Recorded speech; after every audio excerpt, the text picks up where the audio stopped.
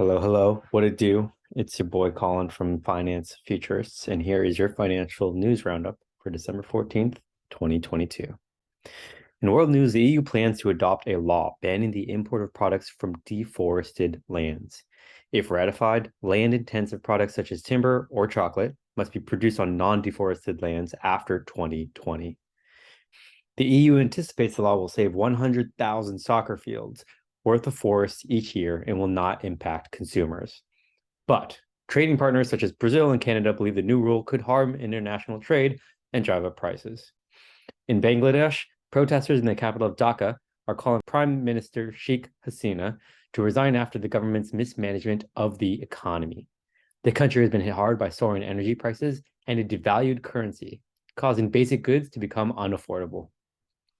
The protests are organized by the oppositional Bangladesh Nationalist Party and have been met with crackdowns typical of Hasina's regime. In tech news, Elon Musk partnered with journalists Matt Taibbi and Barry Weiss to report on Twitter's content moderation practices of the 2020 US election and the Hunter Biden laptop story.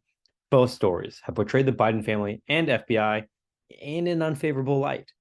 Before the second batch was released, it was found that Twitter lawyer and former FBI agent Jim Baker blocked the journalist's request and helped bury the Hunter Biden laptop story in 2020. Musk fired Baker and stated he would publish all documents once the story concluded. The Twitter files is an ongoing story contributed to polarized conversations around social media censorship. In other news, Starbucks has entered the Web3 space with its coffee-themed NFT loyalty rewards program called Odyssey. Odyssey offers the coffee giant's most loyal reward program users with a mix of online and real-world experiences, like a trip to the company's Costa Rican coffee farm. Users can solve quizzes and puzzles to earn stamps, the stand-in name for NFTs. The firm reports that Odyssey is meant to expand existing reward offerings and has garnered higher than expected interest.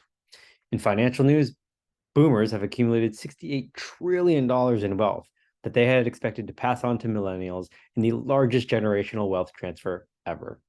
But inflation concerns, global unrest, and an upcoming recession has many boomers feeling uncertain about their retirement plans.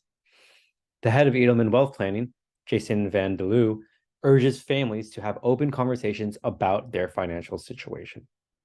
On Monday, the Federal Reserve reported that Americans expect inflation to be lower in both the short and long term.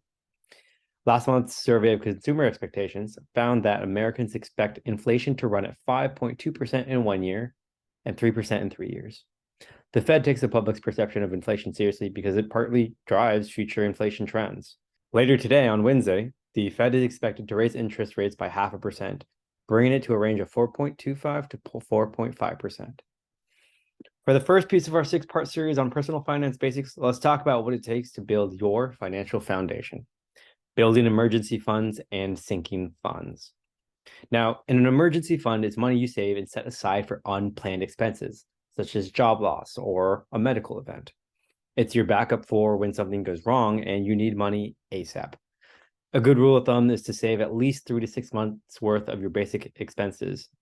If you have dependents, it's worth saving an extra month per person. To find out how much you should save, review your expenses from the last few months and separate them by needs and wants. Calculate how much you spend based on your needs each month and use that to determine how much your emergency fund should hold. For example, if your needs require you to spend $3,000 a month and you want an emergency fund of 6 months, well, 3,000 times 6 months is 18,000, and that's how much you should have in your emergency fund. In contrast, you use the sinking fund to save for anticipated expenses, like a vacation or down payment on a home. Starting a separate sinking fund is a great way to measure your progress towards a financial goal. To get started, understand how much you need to make your goal happen and how long you have. Then set an amount to contribute each month that works with your budget. It's best to keep these funds separate from your checking account to avoid dipping into them and to use a high-yield savings account to earn interest on your savings in the meantime. This type of account is offered by online banks, such as Ally Bank or Marcus by Goldman Sachs for free. Using these accounts will help you develop a solid foundation and build a financial safety net. Thanks for joining us this week. Catch you next time.